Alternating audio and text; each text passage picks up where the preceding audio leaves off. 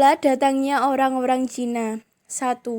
Orang Cina datang pada abad ke-5 dan sudah mengadakan hubungan dagang ke Pulau Jawa. 2. Pada masa kerajaan-kerajaan, banyak pedagang Cina yang tinggal di Indonesia di daerah pesisir dan bahkan banyak juga yang menikah dengan penduduk Jawa. 3.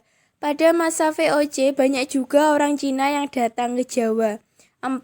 VOC sengaja mendatangkan orang Cina karena untuk mendukung ekonomi. 5. Tidak semua orang Cina yang datang adalah orang kaya. Di antara mereka ada golongan orang miskin. Cara VOC untuk mengatasi pemberontakan orang Cina. 1. Serdadu VOC melakukan sweeping memasuki rumah-rumah orang Cina dan melakukan pembunuhan. 2. VOC segera meningkatkan kekuatan tentaranya. 3. VOC juga meningkatkan persenjataannya. Proses kejadian, lokasi, di Batavia dan Jawa. Waktu, pada abad ke-18 tahun 1740 sampai 1741. Tokoh, Oi Panko atau Ke Panjang dan Raja Pakubuwono II. Orang-orang Cina mengadakan hubungan dagang ke Jawa dan jumlahnya pun semakin banyak.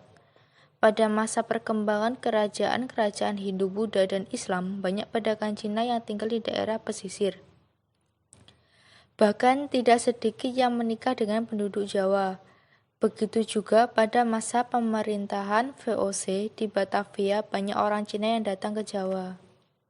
Untuk membatasi kedatangan orang-orang Cina ke Batavia, VOC mengeluarkan ketentuan bahwa setiap orang Cina yang tinggal di Batavia harus memiliki surat izin bermukim yang disebut permission briefcase atau masyarakat sering menyebutnya dengan surat pas.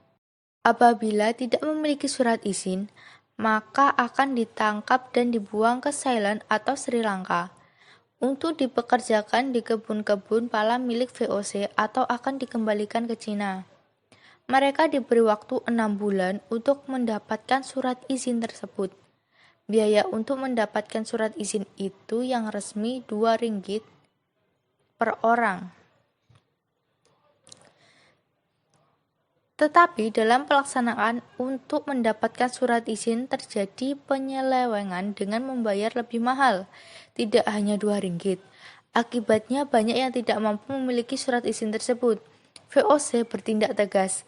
Orang-orang Cina yang tidak memiliki surat izin bermukim ditangkapi.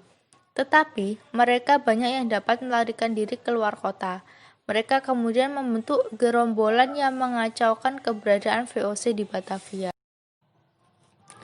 Akhir dari perang. Perlawanan orang-orang Cina terhadap VOC kemudian menumbuhkan kekacauan yang meluas di berbagai tempat, terutama di daerah pesisir Jawa. Perlawanan ini didukung oleh bupati di pesisir dan Raja Pakubuwono II juga ikut mendukung.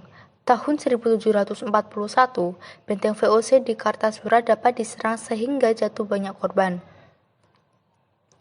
VOC segera meningkatkan kekuatan tentara dan persenjataan sehingga pemberontakan orang-orang Cina satu demi satu dapat dipadamkan. Pakubuwono II mulai bimbang dan akhirnya melakukan perundingan damai dengan VOC.